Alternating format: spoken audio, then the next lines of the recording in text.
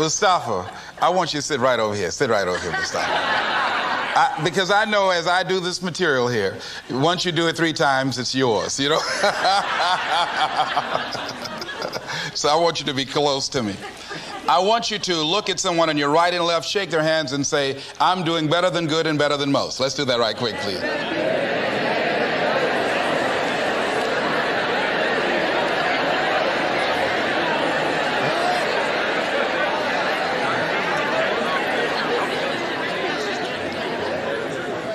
All right. I'd like to talk with you this evening about being hungry. Somebody said, I'm hungry. It is something I like to share some ideas and thoughts with you. I'm not asking that you believe anything that I say. I'm not asking that you agree with me. I'm merely asking that you stand on and in the conversation that we'll share with you this evening. And if there's something that I say that can fit and work for you, I say use it. If not, discard it and let it be. Is that all right? Yeah. Say, that's fair enough. Very good. All right. One of the things I have realized, and many of us have, that if you want something out of life, if you want to change yourself, if you want to acquire something, if there's some goal that you want to reach, that is really not easy as some people will make us feel. That living your dream, changing your behaviors, overcoming negative habits, it's challenging. It's hard. That living alone is just very difficult. And once we begin to come to grips with the fact that living is difficult, life is very challenging. I heard a song once by a guy named Dimples called, If It Ain't One Thing, It's Another. I say to you, if it ain't one thing, it's 12 others. Always something. You will never, ever have a problem-free moment in life. Somebody said, and I like this, that you either in a problem or just left one or headed toward one. Anybody found that to be so? Raise your hand if you know what I'm talking about. I mean, there's always something. So how do we begin to nurture that hunger? What are the characteristics or the qualities of people that are hungry? What will it take for me to get some of the things that I want? And being hungry for those things. Number one, you've got to work on yourself. It's very important that you engage in an ongoing process to develop you. Spend more time on yourself than what you've been spending. It's very important. You owe that to yourself. I was reading a book by Og Mandino called The University of Success. Read one line, gave me a chill. I didn't have to read anything else in the book. He said, many of us never realize our greatness because we become sidetracked by secondary activity.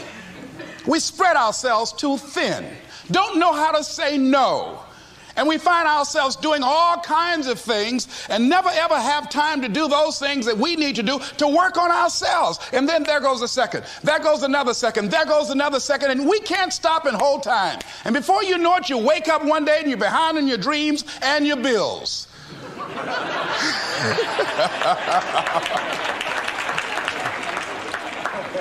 So decide that you're going to take some time to work on you, that you deserve that from yourself, that your life deserves some prime time because you are creating your own production. As Michael Todd would say, you are the star of your show. You are the director. You're writing the script.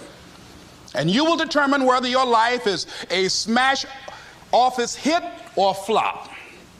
You determine that. Working on yourself, talking to yourself. That's so very important. Overcoming the negative conversation, that inner dialogue that's going on all the time, even when you don't want it to be there. You can't stop yourself right now from thinking. You can't do it. It's going on. And so learning how to empower yourself, part of doing that is standing up to yourself. You've got to stand up inside yourself sometimes and say, shut up. You've got to do this. I was going to give a presentation, and this voice inside of me saying, you can't do this. You don't have everything it takes. I shut up. I'm behind on my bills, and you're telling me what I can't do. I have got to do it. get scared sometimes. Your mind will go blank on you. Some people you will allow to unnerve you. And you wonder, what's wrong with me? I'm not crazy. That's why you've got to learn to make a conscious, deliberate, determined effort to stand up inside yourself. Working on yourself, watching that inner dialogue, it will determine the quality of your life. I don't believe this. I know this. I've had a challenge of losing weight. I'm walking through the airport, this voice say, why don't you have some M&M peanuts? No!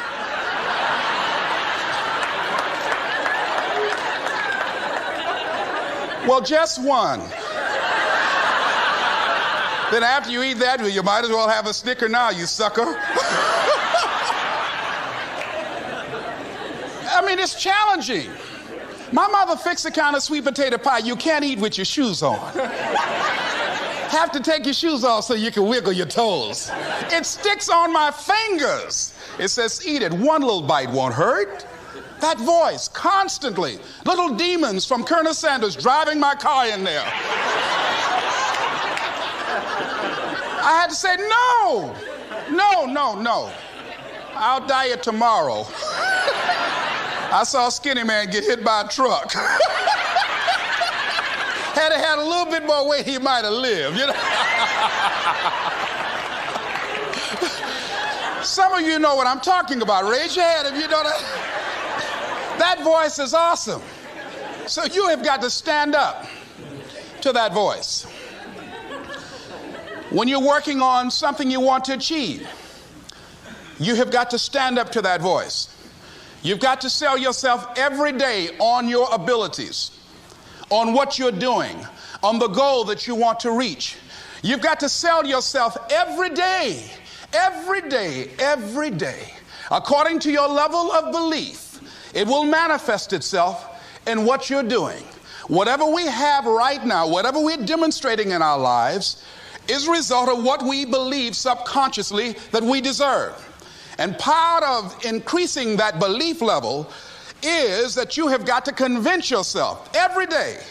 You've got to sell yourself. I do a lot of training for many corporations, and I conduct sales seminars, and I've heard all kind of guys doing techniques and training people techniques of how to close sales and how to work with and begin to control the sale and how to ask for the close. Let me share something with you. You can learn all the techniques in the world. If you don't believe in yourself, it won't happen for you. I learned all of it. So that's why I do a training called Focus on the Seller. You've got to focus on you. And as you convince you, as you sell yourself every day, you will begin to see a difference in the things that you're doing. Selling yourself on your ability to perform a job, to achieve a certain objective. Telling yourself every day, here I go again. And I got what it takes. This is my day. And nothing out here is going to stop me. And when you go out there, life say, come over here. Say it again. Well, I'll be back tomorrow. That brings me to the next thing. It takes courage to act. Part of being hungry when you've been defeated, it takes courage to start over again. I used to do door-to-door sales, and I was working with another friend of mine, and door-to-door sales, I mean, it's punishing. It's cruel and unusual punishment. And I was a little boy knocking on the door. Hello, would you like to buy a nice working television set? No money down? No! Bam! They slammed the door in your face. And the friend of mine that was working with me, they slammed the door in his face, and I looked back, and he was going to the car. He said, I can't do this.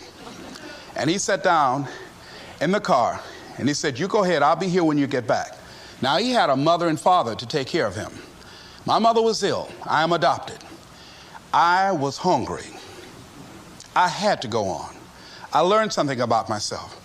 That when you step into your fears, somebody said, it was Winston Churchill, he said that courage is going from failure to failure without losing enthusiasm. When you step into your fears and continue to push yourself to go on, something happens for you. It will enable you to transcend yourself. I went to the next door. You like to buy a nice working television? No! Bam! Went to the next one. No, bam. After a while, I no longer took it personal.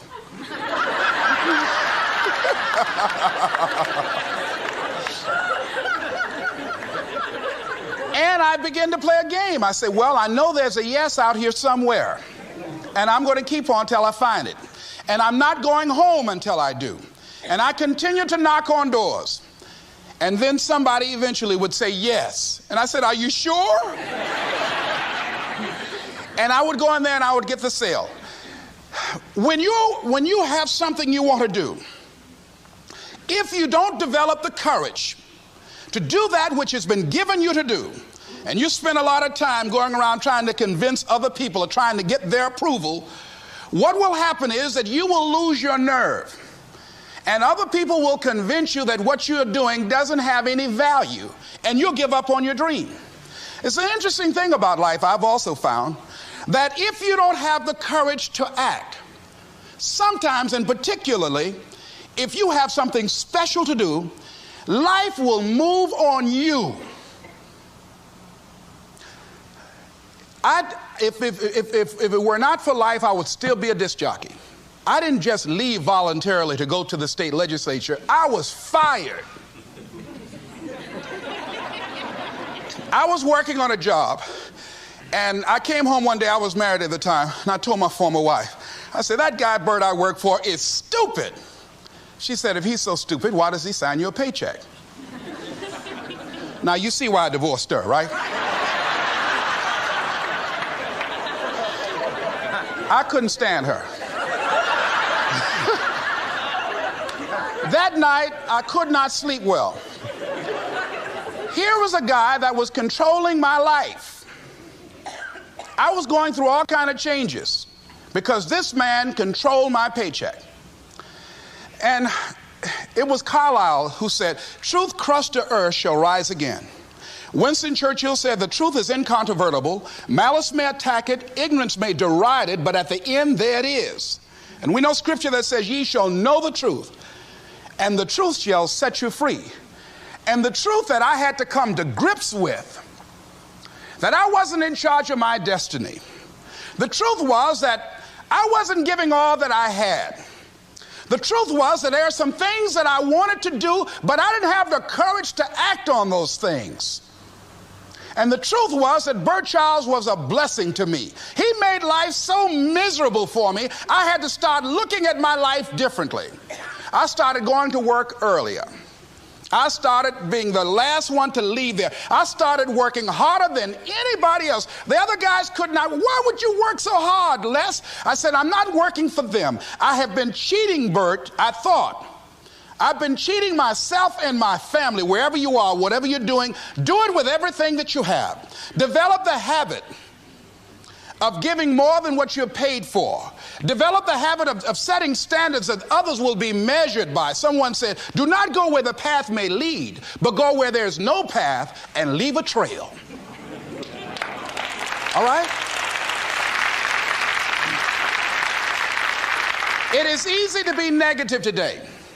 It is easy to have low morale today. I was at a corporation and they're going through downsizing and going to lay off some 1,500 people over the next few weeks. It's very depressing there. And those people that stay there 9 times out of 10, they're just going to do just enough to keep from getting fired.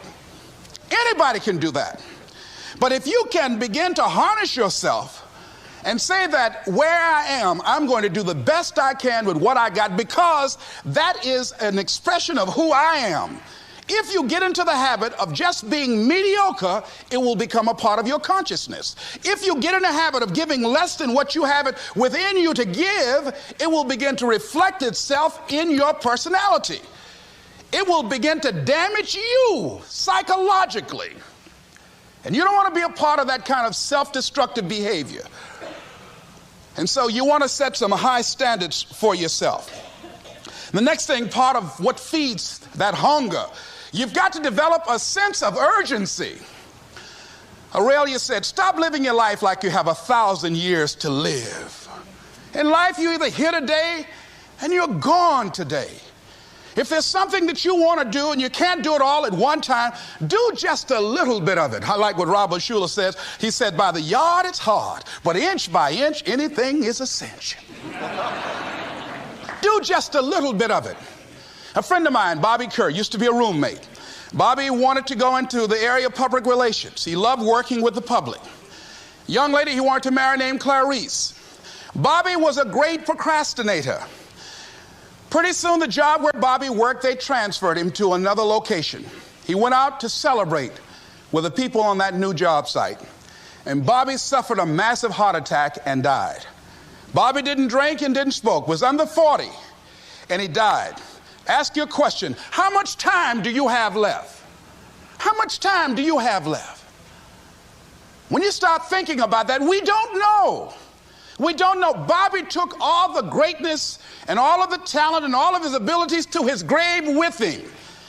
One of the things he could have put in parenthesis under his name, he didn't use all his stuff. And most of us do that.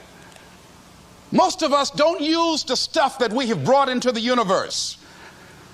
And we want to make a conscious, deliberate, determined effort to start living life with a sense of urgency and using what we've got. Using ourselves up, sharing what we brought into the universe to share. Because if we don't, nobody else will. Stop wasting valuable time, knowing that if we begin to live our lives as if each day were our last, our lives will take on a whole new meaning. It take on a whole new expression, valuing each moment that we are blessed with. The next thing that begins to nurture that hunger, honor yourself as your word. Don't give your word out lightly. When you throw your word out there and you don't honor it, it makes a statement about you. If you decide to maintain a sense of integrity with yourself, that if I speak it, I'm going to live it. It's who I am. And I'm going to be very cautious in how I give my word to others, and most of all with the commitments that I make to myself, because I want my life to reflect my words and honoring who I am and what I express. Another challenging area in terms of nurturing and developing that hunger in yourself is learning the art of becoming single-minded. Learning how to concentrate. Learning how to focus in. And you'll be surprised at the things that you're able to do. When you learn how to block things out, when you learn how to keep thine eyes single, you'll be surprised at the ideas that will come to you, of the people that you'll be able to attract, of the opportunities that you'll be able to see. You'll begin to see things that have been standing there looking you in the face, say, I can't believe this has been here all this time. Here's a habit that I do. Maybe it might be of some value to you. I get up in the morning and I start writing what great ideas that I can think of today that can improve me and that will enable me to reach my goal.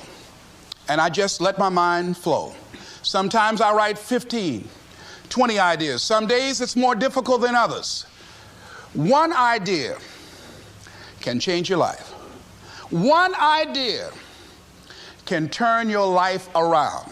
Deciding that you're going to focus to develop your skills. The guy was the new owner of a baseball team that was in the basement of the league when he took it over. He went to the pitcher and he said, what is your best throw? And he said, well, I got a good curveball and I've got a good fastball. And he went on talking about his different throws. He said, but tell me this, what is your best throw? He thought for a moment. He said, I've got a good fastball. He said, that's all I want you to work on. Nothing else. Just develop your fastball. The next year, they went to the World Series. Most people don't know where their fastball is. Most people go through life never discovering what their talents are. Most people never develop their talents.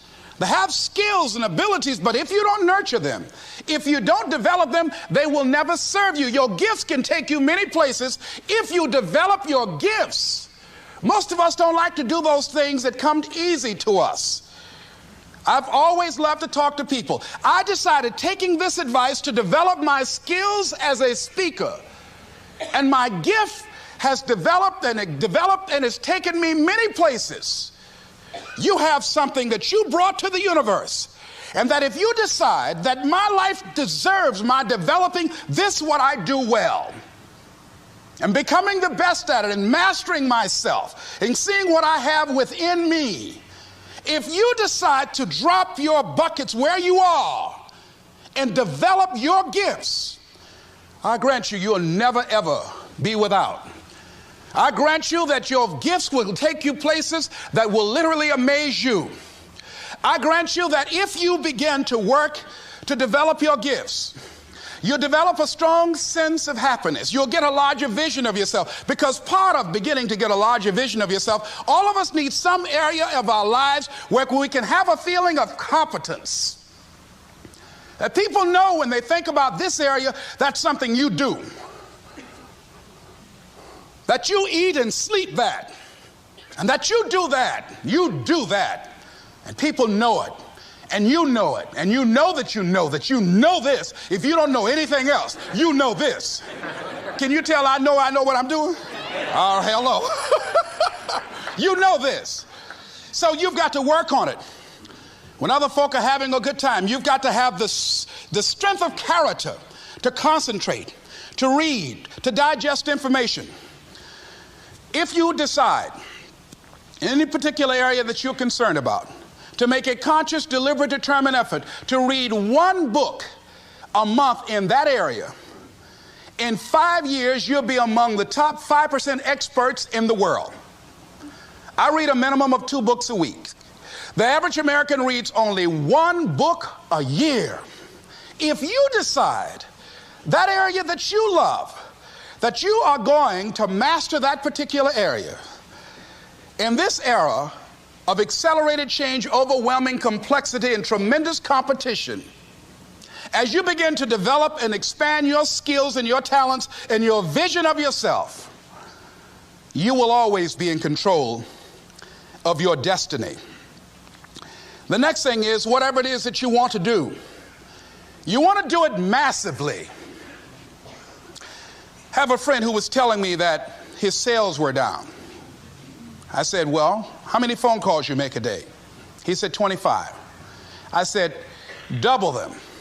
Make 50 or 75 or 100. He said, oh man, that's just too much. I said, what do you mean too much? You behind on your bills? You're talking about too much?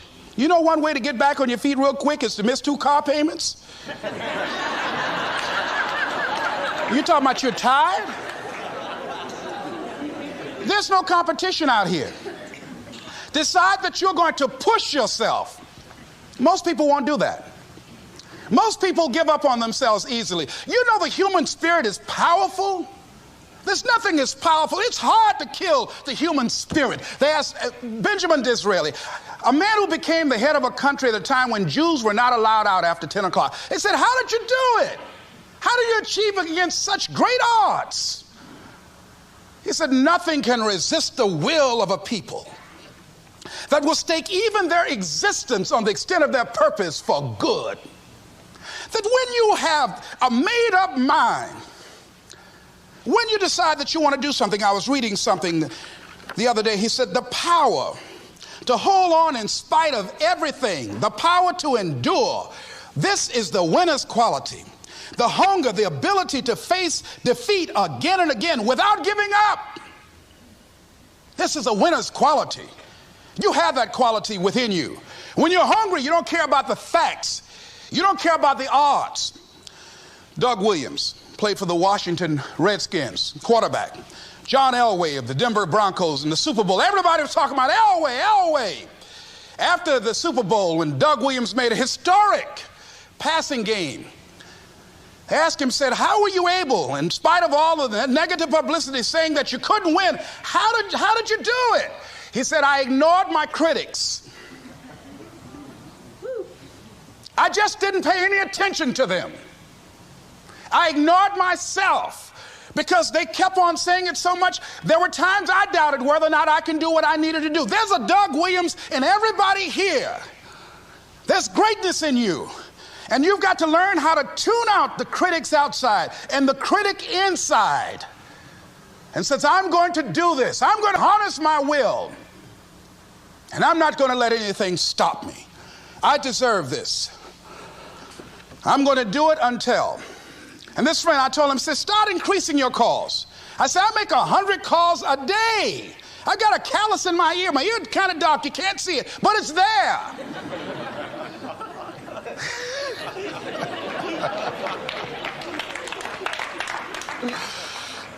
His sales have increased. He's working harder now.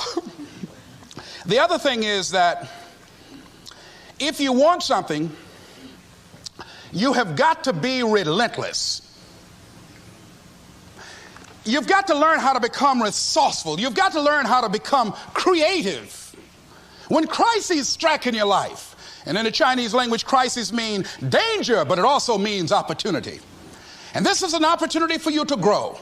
And you've got to be so relentless, regardless of what comes down the pike, that you're always looking for a way to get over, always looking for a way that you can break through, always looking for a way that you can win, always looking for a way that you can strike a telling blow. And pretty soon, I think there's some people watching us in the universe that say, wait, let's call a meeting over here. You know that guy Mustafa? Look at him down there.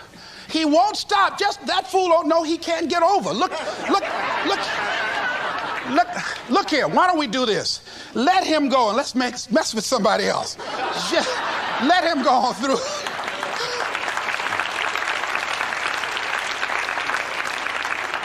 Life will just get tired of whipping you sometimes. And just say, let's just let this one go. I believe this. Now, no one has told me this, but I just kept on kicking. I didn't have sense enough to stop. I was intelligently ignorant. I didn't know what I couldn't do.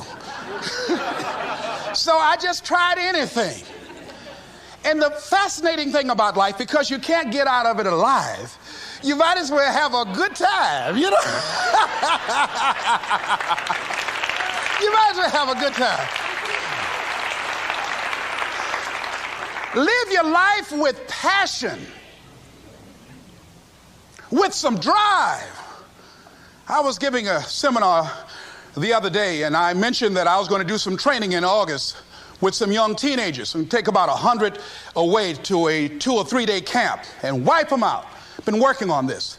So after the speech, one of the parents walked up to me and said, Mr. Brown, I'd like for you to do something for my son. He's not motivated.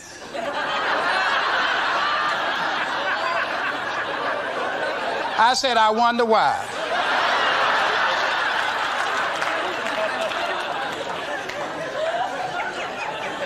I wonder what's wrong with him. He had no fire whatsoever. See, what you do speak so loudly, folk can't hear what you're saying. And so if you don't have any fire, you've got to watch the people, the relationships that you develop. Have people of kindred mindsets. If you're around folk who are dead and negative all the time, they will affect you.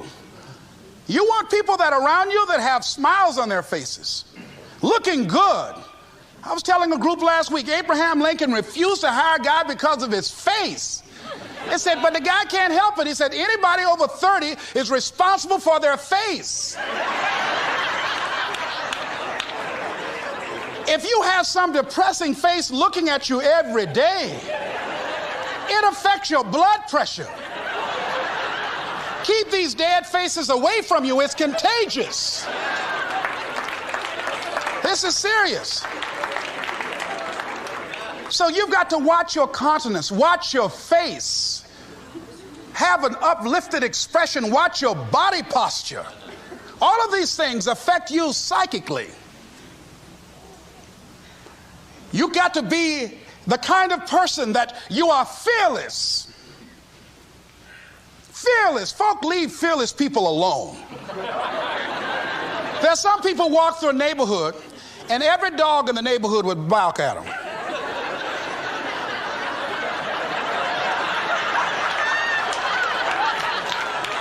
But there's some people come through and ain't nobody gonna mess with this.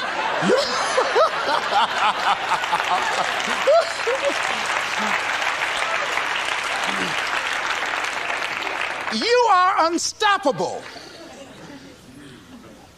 And because you are unstoppable, because you've got power that you haven't even begun to use yet, you owe it to yourself to release your brakes. How many of you have had the experience of pulling out of your driveway and you mashed on the accelerator and the car was just going, and couldn't move, and you mashed harder and it couldn't move, and then you discovered you had your emergency brakes on. And then you release those emergency brakes and it goes, choo! Have you ever had that experience before? Most of us go through life with our brakes on, holding back, not giving all that we have, not sharing all of ourselves. Most of us go to our graves still holding on rather than releasing it. What are some of those things that keep us from releasing it? Because of past experiences, past defeats, past pain. We look back, well, it didn't work out then. It probably won't work out now. Many people get confused their performances with who they are. I was reading Pat Riley, the coach of the Los Angeles Lakers.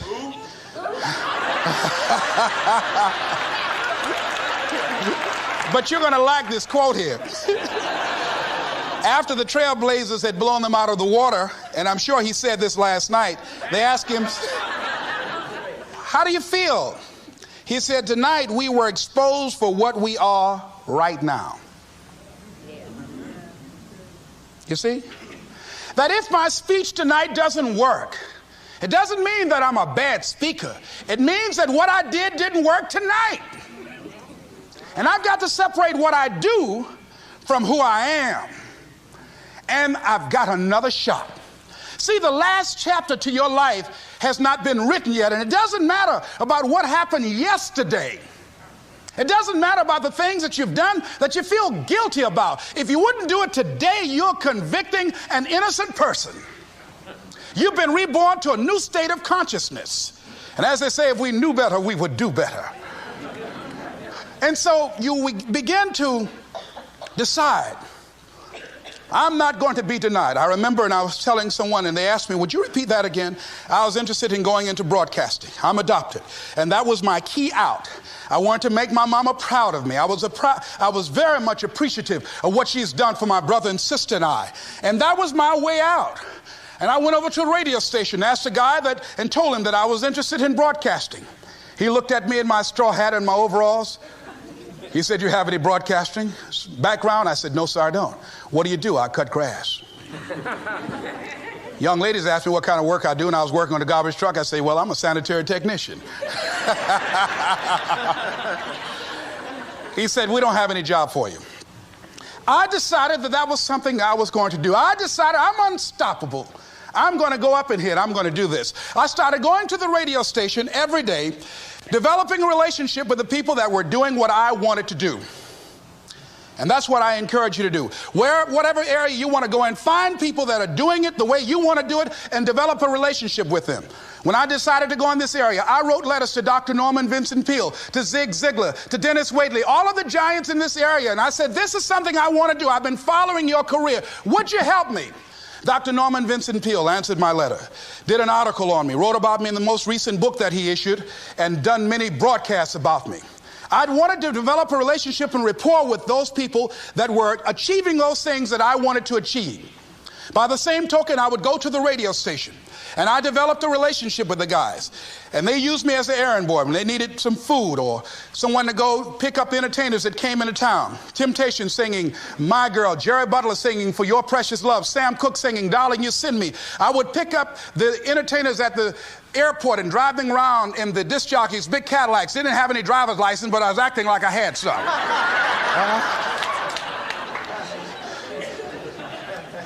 Every day I used to go home and work on my communication skills, developing myself. It was Whitney Young. He said, it's better to be prepared for an opportunity and not have one than to have an opportunity and not be prepared.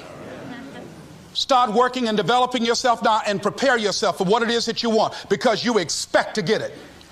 And when the disc jockeys were in the control room, I would go in and watch them and develop a trust level, and they would let me stay, and I would watch and observe them working the controls. When you want something out of life, don't worry about how you're going to get it. How is none of your business. The most difficult thing it is to hold the vision. It's to hold the vision. So there I was at the radio station. A guy was on the air and he started to drink by the name of Rock. I was outside the window looking at him and watching. Hungry and ready, saying, drink, Rock, drink. Pretty soon the phone rang. It was the general manager. I said, hello? He said, Les, this is Mr. Klein. I said, I know. He said, Rock can't finish his program. He's slurring his words. I said, I know. Can you work the controls until one of the other disc jockeys come in? Would you call them? I said, yes, sir. I hung the phone up. I said, now he must be thinking I'm crazy. I called my mama and my girlfriend Cassandra. I said, y'all come out on the front porch and turn up the radio. I'm about to come on the air.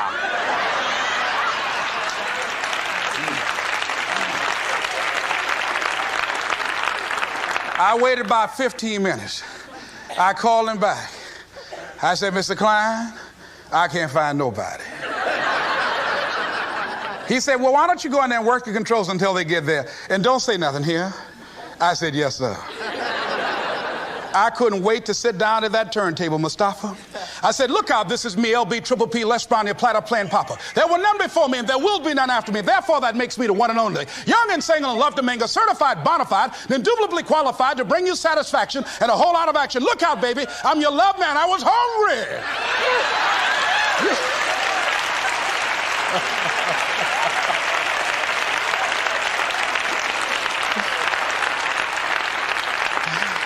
Shake somebody's hand on your right and left and say, you've got to be hungry.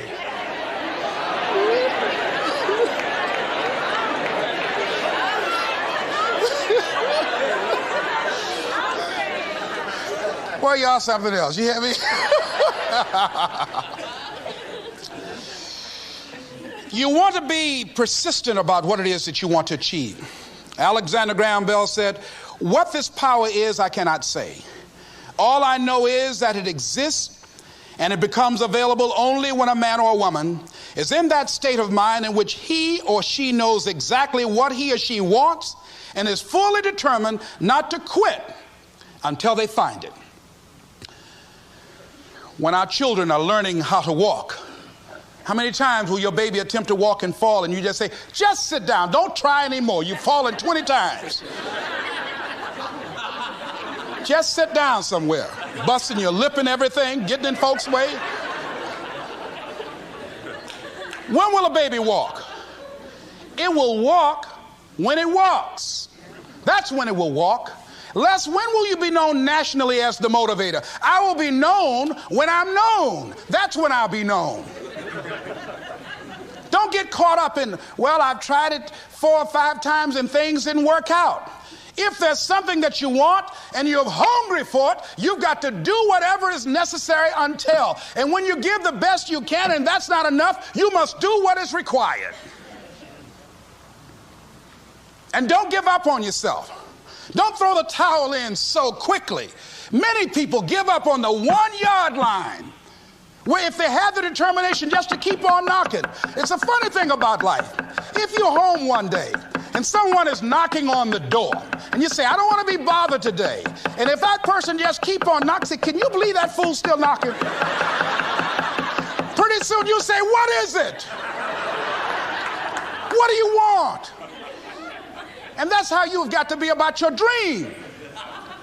Some people, well, I guess ain't nobody home.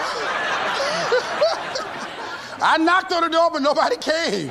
I heard the television on and people were moving around, but I guess opportunity probably went out the back door. Oh, no. See, life is not just that simple. It's not that cut and dry. And that's why most people never realize their personal greatness, because they're casual about life. And when you are casual about life, you will end up a casualty. Life is serious business. So I encourage you to be persistent, to not decide that, well, I've done the best I can. I guess I just can't have it. Don't make that decision. Many of us make premature decisions about ourselves. Calvin Coolidge said something, a man who was a president that was not known for his eloquence or making any historical decisions, but something he wrote about persistence. And he says, press on. Nothing can take the place of persistence. Talent will not. The world is full of unsuccessful people with talent. Genius will not. Unrewarded genius is almost a proverb. Education alone will not. The world is full of educated derelicts. Persistence and determination alone are omnipotent.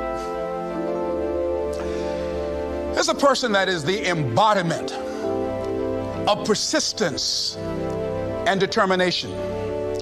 A person who decided that some time ago that I'm not going to take anything to my grave with me. I'm going to use myself up, and I'm going to give and give and give until my last breath. This summer, I'm going to be working for her and with her doing training, teaching young people techniques and strategies on how to manifest their personal greatness, teaching them techniques and strategies that will change them at the subconscious level, changing their value systems, and let them see the major role they can play in society. Let's give Mrs. Rosa Parks a round of applause, if you please.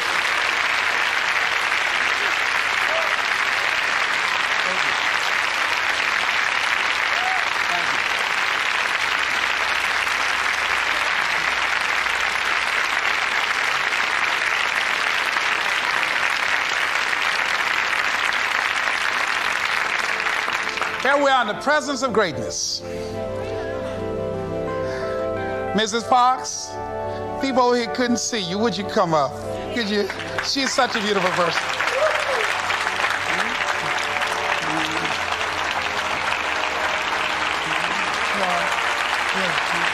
Beautiful person.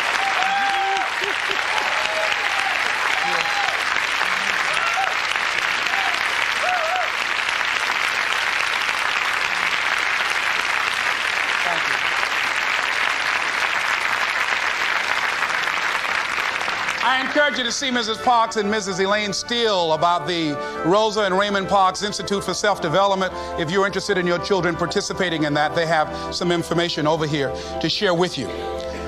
It is just fascinating and just a blessing to have this woman when a lot of folk who are giving up. And here this year she celebrated her 75th birthday and still has a dream of being an instrument of change. And there is a Rosa Parks in all of us who made a decision at one point in time, standing on the platform of oughtness, as Immanuel Kant talks about in a book called Critique of Pure Reasoning, that there's certain things we know we ought to do. We just know it. We owe it to ourselves and those around us. I don't know what your dreams are. I don't know what your goals are. But let me leave this with you. Mine is to be the best son that I can to my mother. Mine is to be the best father that I can to my children, and to be the best servant that I can to humanity, and the best man that I can to the woman that I've decided to share my life with. Whatever your goals are, I know that you can achieve them. Here's something that I'd like to leave with you.